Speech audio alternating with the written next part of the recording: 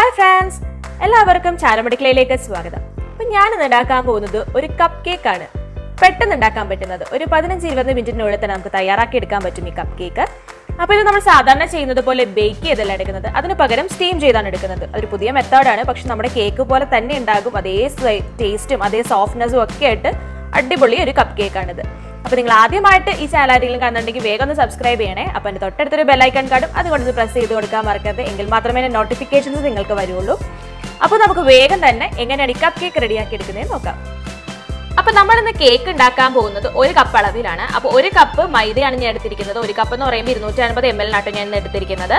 അപ്പോൾ ഒരു കപ്പ് മൈദ എടുത്തിട്ടുണ്ട്. ഈ മൈദയ്ക്ക് പറഞ്ഞ് നിങ്ങൾക്ക് വേണമെങ്കിൽ ഗോതമ്പൊടി വേണമെങ്കിൽ ഉപയോഗിക്കാം. പക്ഷേ ഗോതമ്പൊടി ഉപയോഗിക്കുമ്പോഴത്തേക്ക് കറക്റ്റ് ആ ടെക്സ്ചർ നമുക്ക് കിട്ടാറില്ല. അതാണ് ഞാൻ മൈദ തന്നെയാണ് എപ്പോഴും പ്രിഫർ ചെയ്യുന്നത്.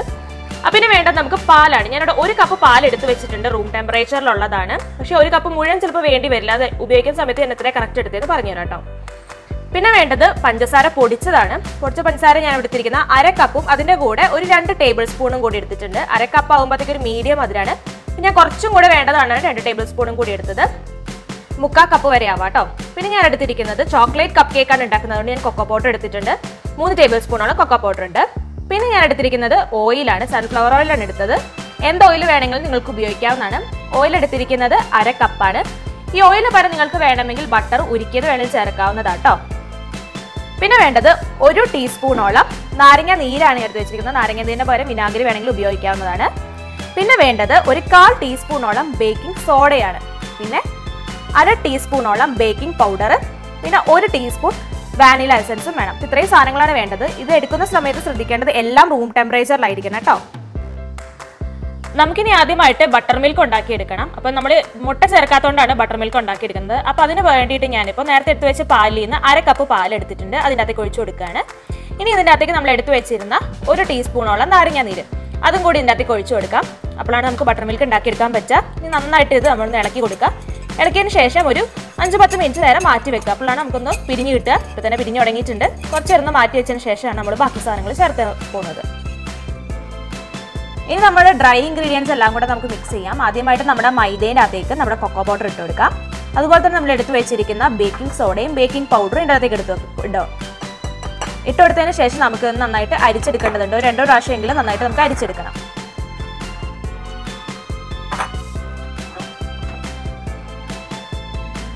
അപ്പോൾ ഞാൻ 2 പ്രാവശ്യം അരിച്ചിട്ട് 3ാമത്തെ പ്രാവശ്യം അരിക്കണത്. നന്നായിട്ട് അരിക്കുവാണെങ്കിൽ ഉള്ള കൊണ്ടെന്ന് വെച്ചിട്ടുണ്ടെങ്കിൽ നമ്മുടെ പൊടിയൊക്കെ നന്നായിട്ട് മിക്സ് ആയിട്ട് നല്ല സോഫ്റ്റ് ആയിട്ട് വരും. അതുകൊണ്ടാണ് നമ്മളിങ്ങനെ ഒന്ന് അരിക്കുന്നത്. അപ്പോൾ ഞാൻ 3 പ്രാവശ്യം അരിച്ചിട്ടുണ്ട്. 2 പ്രാവശ്യമെങ്കിലും അരിക്കുക. നമ്മുടെ പൊടി കണ്ടാൽ തന്നെ അറിയാം നല്ല സോഫ്റ്റാണ്. ഇനി നമുക്കിത് മാറ്റി വെക്കാം. ഇതിപ്പോൾ നമ്മുടെ ബട്ടർ മിൽക്ക് റെഡി ആയിട്ടുണ്ട്. നമുക്ക് ഇതിൻ്റെ അകത്തേക്ക് പൊടിച്ച് വെച്ചിരിക്കുന്ന പഞ്ചസാര ചേർത്ത് കൊടുക്കാം. ഈ പൊടിച്ച് വെച്ചിരിക്കുന്ന പഞ്ചസാര ഞാനൊന്ന് അരിച്ചിരിക്കുന്നതാണ്. അരിച്ചിട്ട് വേണം ഉപയോഗിക്കാൻ വേണ്ടിയിട്ട്, അല്ലെങ്കിൽ അതിൻ്റെ അകത്ത് കട്ടയൊക്കെ ഉണ്ടാകും. അപ്പോൾ പൊടിച്ച് അരിച്ച് വെച്ചിരിക്കുന്ന പഞ്ചസാര ഇതിൻ്റെ അകത്തിട്ട് നമുക്ക് നന്നായിട്ട് ഇളക്കി കൊടുക്കണം. ഇളക്കി ആ പഞ്ചസാര മുഴുവൻ അരിച്ചതിന് ശേഷമാണ് നമ്മൾ ബാക്കി സാധനങ്ങൾ ചേർക്കാൻ പോകുന്നത്. ഇല്ലെങ്കിൽ അതിനകത്ത് ഇങ്ങനെ തരിതരി പോലെ കിടക്കാനുള്ള ചാൻസ് ഉണ്ട്. അപ്പോൾ നന്നായിട്ട് അലിപ്പിച്ചെടുക്കുക. ഇനി നമുക്ക് ഇതിൻ്റെ അകത്തേക്ക് 1 ടീസ്പൂണോളം വാനില എസൻസ് ചേർത്ത് കൊടുക്കാം. ഇപ്പോൾ നമ്മുടെ പഞ്ചസാരയൊക്കെ നന്നായിട്ട് മിക്സ് ചെയ്ത മിക്സിലേക്കാണ് ഞാനിപ്പോൾ വാനില എസൻസ് ഒഴിച്ചു കൊടുത്തത്. ഇനി ഇതിൻ്റെ അകത്തേക്ക് നമ്മൾ എടുത്ത് വെച്ചിരിക്കുന്ന ഓയിലും കൂടെ ചേർത്ത് കൊടുക്കാവുന്നതാണ്. അപ്പോൾ സാധാരണഗതിയിൽ ബട്ടർ ചേർക്കാറുണ്ട്. പക്ഷേ ബട്ടറിനേക്കാളും എനിക്ക് കുറച്ചും കൂടെ നല്ല മോയിസ്റ്റ് ആയിട്ട് കേക്ക് വരുന്നത് ഓയിൽ ചേർക്കുന്ന സമയത്താണ്. നിങ്ങൾക്ക് വേണമെങ്കിൽ ബട്ടർ ഉപയോഗിക്കാവുന്നതാണ്. നന്നായിട്ട് ഇത് മിക്സ് ചെയ്ത് യോജിപ്പിച്ചെടുക്കുക. എണ്ണ തെളിഞ്ഞ് കാണാണ്ട് എല്ലാം കൂടെ നന്നായിട്ട് മിക്സ് ചെയ്ത് തരണം കേട്ടോ.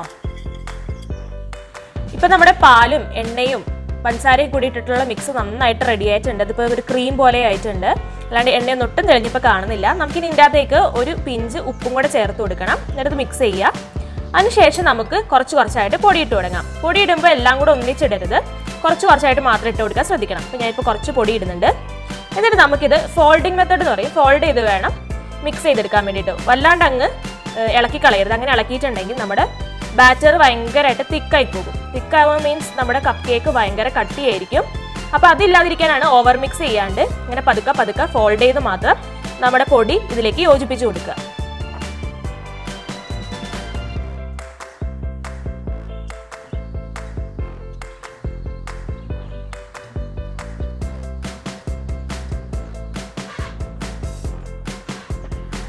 നമ്മുടെ പൊടിയൊക്കെ ഇട്ട് യോജിപ്പിച്ചപ്പോൾ നമ്മുടെ ബാറ്റർ റെഡി ആയിട്ടുണ്ട്. ബാറ്റർ ഉണ്ടാക്കുമ്പോഴത്തേക്ക് ഒത്തിരി മിക്സ് ആവാതിരിക്കാൻ പ്രത്യേകം ശ്രദ്ധിക്കണം. അതുപോലെ തന്നെ കട്ട ഉണ്ടാവരുത് കേട്ടോ. കട്ട നന്നായിട്ട് ഉടച്ചു കൊടുക്കണം. ഇപ്പോൾ നമ്മുടെ ബാറ്ററി ഇപ്പോൾ നല്ല തിക്കാണ്, നമുക്കിനി ഇച്ചിരി ലൂസ് ആയി കൊടുക്കണം. അപ്പോൾ നമ്മൾ നേരത്തെ എടുത്ത് വെച്ചിരുന്ന പാല് ഓരോ ടേബിൾ സ്പൂൺ ആയിട്ട് ഒഴിച്ചു കൊടുക്കാം. അപ്പോൾ ഞാനത് 2 ടേബിൾ സ്പൂൺ ഒഴിക്കുന്നുണ്ട്, നല്ല കട്ടിയാണല്ലോ. ഇനി നമുക്ക് നന്നായിട്ട് ഇളക്കി യോജിപ്പിക്കുക. അപ്പോൾ അതിൻ്റെ കട്ടി അനുസരിച്ച് വേണം നമുക്ക് പാല് എത്ര ഒഴിക്കണം എന്ന് തീരുമാനിക്കണം. ചിലപ്പോൾ മുഴുവൻ വേണ്ടി വരും, ചിലപ്പോൾ അത്രയും വേണ്ടി വരില്ല. അതുകൊണ്ടാണ് ഞാൻ എത്ര അളവെന്ന് പിന്നെ പറഞ്ഞുതരാമെന്ന് പറഞ്ഞത്. ഇനി നമുക്ക് നന്നായിട്ട് ഇളക്കി യോജിപ്പിച്ചെടുക്കുക കേട്ടോ.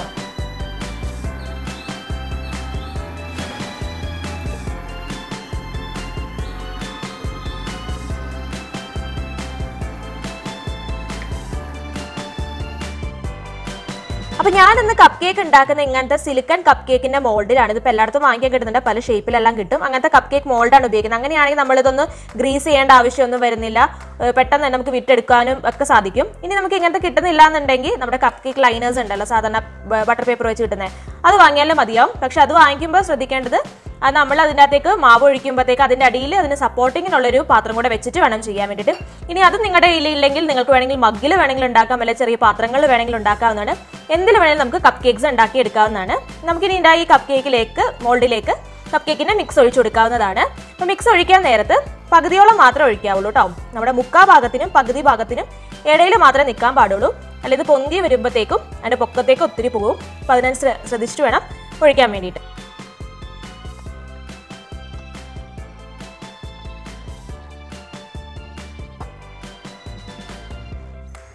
അപ്പോൾ ഞാനിന്നൊരു ആവി പാത്രത്തിൽ വെച്ചിട്ടാണ് ആവി കയറ്റുന്നത്. അപ്പോൾ നമ്മൾ സ്റ്റീം കേക്ക്സ് ആണല്ലോ, അപ്പോൾ ഞാൻ ആവി പാത്രത്തിൽ വെള്ളം വെച്ചിട്ടുണ്ടായിരുന്നു. തിളച്ച് കഴിഞ്ഞതിന് ശേഷമാണ് നമ്മുടെ കപ്പ് കേക്ക് മോൾഡ് ബാറ്റർ ഒഴിച്ചിട്ട് അതിൻ്റെ ഉള്ളിലോട്ട് വെച്ച് കൊടുത്തത്. ഇനി നമ്മൾ സിമ്മിൽ വെച്ചിട്ട് വേണം ഇത് വേവിച്ചെടുക്കാൻ വേണ്ടിയിട്ട്. ഒരു 10-15 മിനിറ്റ് മതിയാകും, അപ്പോൾ തന്നെ നമ്മുടെ കേക്ക് അടിപൊളിയായിട്ട് വരും. അപ്പോൾ അങ്ങനെ നമ്മുടെ ആവി പാത്രത്തിൻ്റെ മൂടിയിൽ ഇതുപോലത്തെ ഒരു ടവൽ എന്തെങ്കിലും പൊതിഞ്ഞ് വെച്ചിട്ട് വേണം നമ്മളത് മൂടി വെക്കാൻ വേണ്ടിയിട്ട്, അല്ലെങ്കിൽ അടുത്ത ആവി മുഴുവൻ നമ്മുടെ കപ്പ് കേക്കിൻ്റെ മേലോട്ട് വീഴും. അത് കാരണം നമ്മൾ അങ്ങനെ മൂടിയതിന് ശേഷം വേണം അത് മൂടി വെക്കാൻ കേട്ടോ. നമുക്കിനി ഒന്ന് തുറന്ന് നോക്കാം. 10 മിനിറ്റ് കഴിഞ്ഞിട്ടുണ്ട്. നമ്മുടെ കേക്ക് ഇത് അടിപൊളിയായിട്ട് വന്നിട്ടുണ്ട്. നമുക്കിനി ഒരു സ്ക്യൂവർ കൊണ്ടിട്ടൊന്ന് ടെസ്റ്റ് ചെയ്ത് നോക്കണം. സ്ക്യൂവർ കൊണ്ട് കുത്തി നോക്കിയപ്പോഴത്തേക്ക് ഇതിൻ്റെ അകത്തൊന്നും തന്നെ വന്നിട്ടില്ല, നല്ല ക്ലീൻ ആയിട്ടാണ് വന്നിരിക്കുന്നത്. അപ്പോൾ നമ്മുടെ പെർഫെക്റ്റ് ആയിട്ട് ബേക്ക് ആയിട്ടുണ്ടെന്ന് അർത്ഥം. നമുക്കിനി ഇതെടുത്ത് മാറ്റാവുന്നതാണ്. അപ്പോൾ നമ്മുടെ കപ്പ് കേക്ക് റെഡി ആയിട്ടുണ്ട്. ഇങ്ങനെ പൊട്ടിയിരിക്കുന്നതുകൊണ്ട് വിഷമിക്കേണ്ട, നല്ലതായിട്ട് ബേക്കായി നല്ല സോഫ്റ്റ് ആയതുകൊണ്ടാണ് ഇങ്ങനെ പൊട്ടിയിരിക്കുന്നത്. കണ്ട അത്ര സ്പഞ്ചിയാണ് ഉള്ളിൽ. കണ്ടോ, നെക്കി നോക്കുമ്പോൾ നമുക്കറിയാം അത്ര സ്പഞ്ചിയാണ് സാധനം. ഇത് വേണം നമുക്ക് ഫ്രിഡ്ജിൽ വെച്ചിട്ട് കഴിക്കാവുന്നതാണ്. ഫ്രിഡ്ജിൽ വെച്ചിട്ട് കഴിക്കുമ്പോൾ പിന്നെ നമ്മൾ എടുക്കുമ്പോൾ ഒന്നും കൂടെ സ്റ്റീം ചെയ്തെടുത്തിട്ട് വേണം കഴിക്കാൻ വേണ്ടിയിട്ട്. എന്നാലേ ഇത്രയും സോഫ്റ്റ്നെസ് പിന്നെയും നിൽക്കത്തുള്ളൂ കേട്ടോ. അല്ലാണ്ട് ഇനിയിപ്പോൾ നമുക്ക് ഇതിൻ്റെ മേലെ ഒന്ന് ഫ്രോസ്റ്റിംഗ് കൂടെ ചെയ്യാം. ഞാൻ ബട്ടർ ക്രീം ഫ്രോസ്റ്റിംഗ് കൂടെ കാണിക്കുന്നുണ്ട് കേട്ടോ. അപ്പോൾ നമ്മുടെ കപ്പ് കേക്കിൻ്റെ കൂടെ ഞാനിന്നൊരു ക്രീമും കൂടെ ചെയ്യുന്നുണ്ട്. അപ്പോൾ നിങ്ങൾക്ക്, ഞാൻ ബട്ടർ ക്രീമാണെന്ന് ചെയ്യുന്നത്, നിങ്ങൾക്ക് വേണമെങ്കിൽ വിപ്പിംഗ് ക്രീം വേണമെങ്കിൽ ചെയ്യാം. വിപ്പിംഗ് ക്രീം ആകുമ്പോഴത്തേക്കും ഇങ്ങനെ വിപ്പിംഗ് ക്രീം പൗഡറൊക്കെ നമുക്ക് കടയിൽ നിന്ന് വാങ്ങിക്കാൻ കിട്ടും. ആ വാങ്ങിക്കുന്ന പൗഡർ യൂസ് ചെയ്ത് നമുക്ക് വിപ്പിംഗ് ക്രീം ഉണ്ടാക്കാവുന്നതാണ്. അതല്ലാന്നുണ്ടെങ്കിൽ ഞാൻ ബട്ടർ ക്രീമാണ് ഉണ്ടാക്കി കാണിക്കുന്നത്. അതിന് വേണ്ടിയിട്ട് ഞാനിന്നൊരു 5 ടേബിൾ സ്പൂണോളം പാലെടുത്തിട്ടുണ്ട്. പാല് ചൂടുപാലായിരിക്കണം, തിളച്ച പാലല്ല, ചൂടുപാല്. അതുപോലെ തന്നെ ഒരു 10 ടേബിൾ സ്പൂണോളം പൊടിച്ച പഞ്ചസാര ആവശ്യമുണ്ട്. പൊടിച്ച പഞ്ചസാര അരിച്ചു വെച്ചിരിക്കുന്നതായിരിക്കണം. ഇത് നമുക്ക് കൂടെ ചേർത്ത് ബട്ടറും ആവശ്യമുണ്ട്. 200 ഗ്രാം ബട്ടറുമാണ് നമുക്ക് വേണ്ടത്. ഇതെല്ലാം കൂടെ ചേർത്ത് നമുക്കൊരു ബട്ടർ ക്രീം തയ്യാറാക്കാം. ഇനി അതെങ്ങനെയാണ് ഉണ്ടാക്കുന്നത് ഞാൻ കാണിച്ചു തരാം. ഇതിപ്പോൾ ചെറു ചൂടുള്ള പാലാണ്. ഇതിലേക്ക് നമുക്ക് ഓരോ ടേബിൾ സ്പൂൺ പഞ്ചസാര ഇട്ട് നന്നായിട്ട് ഇളക്കി യോജിപ്പിച്ചെടുക്കുക. ആദ്യം ഒരു ടേബിൾ സ്പൂൺ പഞ്ചസാര ഇട്ടിട്ടുണ്ട്, നന്നായി ഇളക്കി കൊടുക്കുക. അതെല്ലാത്തതിന് ശേഷം മാത്രം ഒരു ടേബിൾ സ്പൂൺ അടുത്തതിടുക. അങ്ങനെ നമുക്ക് ഓരോ ടേബിൾ സ്പൂൺ ആയിട്ടിട്ട് എല്ലാ 10 ടേബിൾ സ്പൂൺ പഞ്ചസാരയും ഈ പാലിലേക്ക് ലയിപ്പിച്ചെടുക്കണം.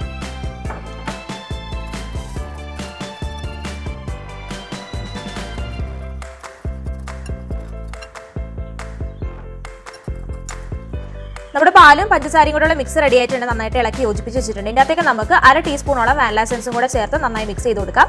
എന്നിട്ട് നമുക്ക് ഇത് കുറച്ച് നേരം ഫ്രിഡ്ജിൽ വെച്ച് തണുപ്പിച്ചെടുക്കണം. നല്ല തണുപ്പായ ശേഷം മാത്രമാണ് നമ്മൾ ബട്ടർ ക്രീം ഉണ്ടാക്കാൻ പോകുന്നത്. അതുപോലെ തന്നെ ശ്രദ്ധിക്കേണ്ട കാര്യം, നമ്മുടെ ബട്ടർ നല്ല തണുത്തിരിക്കുന്നതായിരിക്കണം. ഒത്തിരി കട്ടിയായി പോരുത്, പക്ഷെ തണുത്തിരിക്കുന്നതായിരിക്കണം. അപ്പോൾ അങ്ങനത്തെ രീതിയിലുള്ള ബട്ടറാണ് നമുക്ക് ആവശ്യം. അപ്പോൾ അതുവരെ നമുക്ക് ഈ മിക്സും കൂടെ ഫ്രിഡ്ജിൽ വെച്ച് തണുപ്പിച്ചെടുക്കാം. ഇതിപ്പോൾ ഞാൻ 200 ഗ്രാം ബട്ടറാണ് എടുത്തു വെച്ചിരിക്കുന്നത്. അപ്പോൾ അത്യാവശ്യം കട്ടിയുണ്ട്, എന്നാൽ ലൂസും അല്ല, റൂം ടെമ്പറേച്ചറിലല്ല ഇരിക്കുന്നത്. ഇനി നമുക്കിത് നല്ല അടിച്ചിട്ട് സോഫ്റ്റ് ആക്കി എടുക്കണം. ഞാനിപ്പോൾ ഇലക്ട്രിക് ബീറ്ററാണ് യൂസ് ചെയ്യുന്നത്. ഇതില്ലാത്തവർക്ക് വിസ്കർ വെച്ച് വേണമെങ്കിൽ ചെയ്യാവുന്നതാണ്. പക്ഷേ വിസ്കർ ചെയ്യുമ്പോൾ കുറച്ച് പാടായിരിക്കും, എന്നാലും ചെയ്തെടുക്കാവുന്നതേ ഉള്ളൂ. അപ്പോൾ ഞാൻ ഇത് വെച്ച് നമുക്ക് നന്നായിട്ടൊന്ന് ക്രീമി ആവുന്നത് വരെ നന്നായിട്ട് ബീറ്റ് ചെയ്തെടുക്കണം.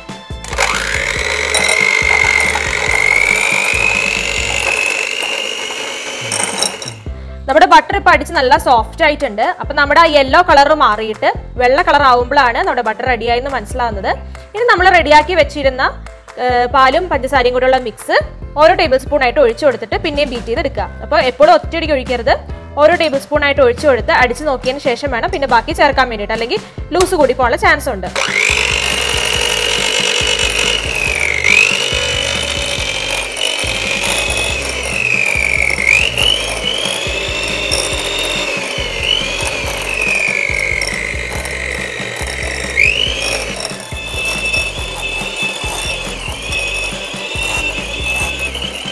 നമ്മുടെ ബട്ടർ ക്രീം ഇപ്പോൾ റെഡി ആയിട്ടുണ്ട്. അപ്പോൾ എൻ്റെ പാകം എന്ന് പറയുന്നത് നമ്മൾ എടുത്ത് നോക്കുമ്പോഴത്തേക്കും താഴെ വീഴരുത്, നല്ല സ്റ്റിഫായിട്ട് നിൽക്കണം, അതാണ് എൻ്റെ പാകം എന്ന് പറയുന്നത്. ഇപ്പോൾ നമ്മുടെ ബട്ടർ ക്രീം റെഡി ആയിട്ടുണ്ട്. നമുക്കിനി ഇതെങ്ങനെ പൈപ്പ് ചെയ്യുന്നതെന്ന് നോക്കാം. ഇനി നമുക്ക് ബട്ടർ ക്രീം പൈപ്പ് ചെയ്യാൻ വേണ്ടത് പൈപ്പിംഗ് ബാഗാണ്. ഇതുപോലത്തെ പൈപ്പിംഗ് ബാഗൊക്കെ കടയിൽ ഇഷ്ടംമാതിരി വാങ്ങിക്കാൻ കിട്ടുന്നതാണ്. അപ്പോൾ ഇങ്ങനെ നിങ്ങൾക്ക് കിട്ടുവാണെങ്കിൽ വാങ്ങിക്കുക, ഇല്ലെങ്കിൽ നമ്മുടെ പ്ലാസ്റ്റിക് കവർ വെച്ചിട്ടാണെങ്കിൽ നമുക്ക് ചെയ്യാവുന്നതേ ഉള്ളൂ.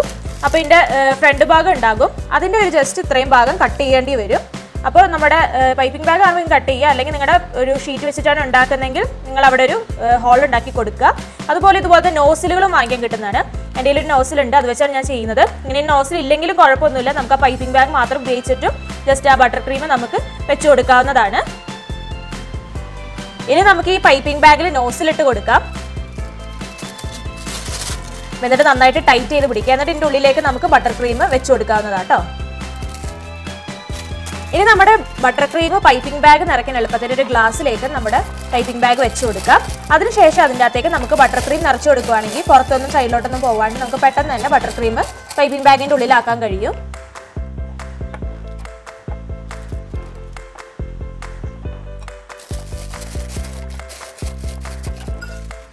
ഇനി നമുക്ക് പൈപ്പ് ചെയ്തെടുക്കാം. ഇപ്പോൾ ഒരു നടുക്കം തുടങ്ങി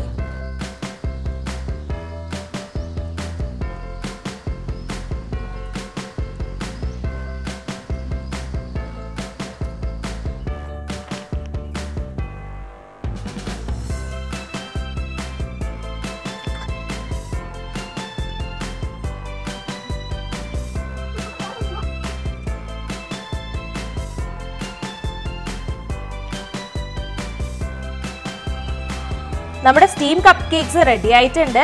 നല്ല അടിപൊളിയായിട്ട് ഡെക്കറേറ്റ് ഒക്കെ ചെയ്ത് വെച്ചിട്ടുണ്ട്. എനിക്കറിയുന്ന പോലെയൊക്കെ പൈപ്പും ചെയ്തിട്ടുണ്ട്. അപ്പോൾ നിങ്ങൾ തീർച്ചയായും ട്രൈ ചെയ്ത് നോക്കാം. ഓരോരുത്തരുടെ സ്റ്റീമറിനനുസരിച്ച് സമയം മാറാൻ ചാൻസ് ഉണ്ട് കേട്ടോ. 10 മിനിറ്റ് മുതൽ 15 മിനിറ്റ് വരെ ആകാവുന്നതാണ്. അപ്പോൾ നമ്മുടെ എല്ലാ കപ്പ് കേക്ക്സ് റെഡി ആയിട്ടുണ്ട്. അപ്പോൾ നിങ്ങൾ വേഗം തന്നെ ട്രൈ ചെയ്ത് നോക്കുക. പെട്ടെന്നൊക്കെ നിങ്ങൾക്ക് കേക്ക് കഴിക്കണം തോന്നുവാണെങ്കിൽ നല്ല റെസിപ്പിയാണിത്. അപ്പോൾ പെട്ടെന്ന് തന്നെ നിങ്ങൾക്ക് ബേക്ക് ചെയ്യാതെ തന്നെ സ്റ്റീമിൽ നല്ല കേക്ക് ഉണ്ടാക്കി എടുക്കാവുന്നതാണ്. അപ്പോൾ നിങ്ങൾ ട്രൈ ചെയ്യുക. എന്നാൽ നിങ്ങൾ ഫീഡ്ബാക്ക്സ് അറിയിക്കണം കമൻറ്റിലൂടെ. അതുപോലെ തന്നെ ഈ റെസിപ്പി നിങ്ങൾക്ക് ഇഷ്ടമായിട്ടുണ്ടെങ്കിൽ ലൈക്ക് ചെയ്യാനും മറക്കരുത് കേട്ടോ.